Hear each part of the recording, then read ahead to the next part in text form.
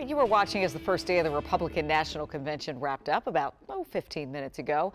We heard from half a dozen people, including Virginia Governor Glenn Youngkin. By now, you know WUSA 9 is home to the Verify team.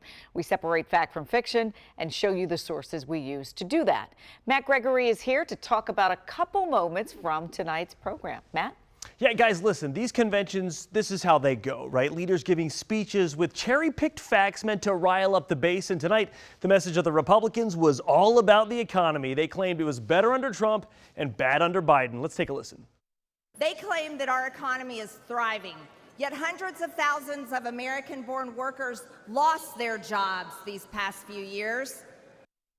Yeah, so have hundreds of thousands of Americans lost their jobs since 2021? All right, so how do you fact check that? Because she's talking about people, not jobs. So we can't verify with jobs reports, but we have to go to the Bureau of Labor Statistics to get a look at the unemployment rate under Joe Biden. And when Joe Biden took office from Donald Trump in January of 2021, the unemployment rate was 6.4%, right?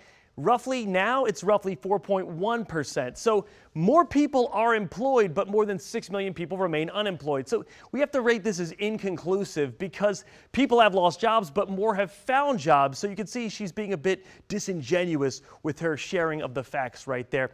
On to Virginia's governor and his big moment at the RNC convention. The veterans from Fredericksburg, Virginia to Phoenix, Arizona, whose raises can't keep up with 30% increases in grocery prices and 40% increases in gas.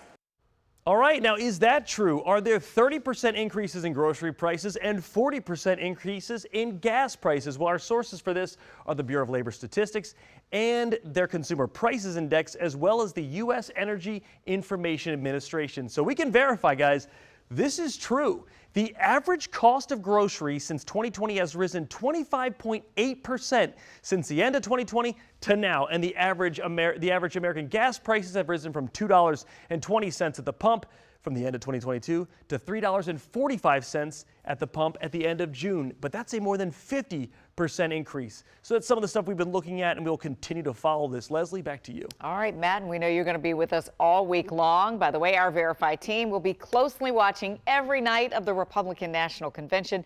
Day 2 is set to focus on safety issues. So we will fact check claims made during the speeches every night on the news at 11 and, of course, on Get Up DC.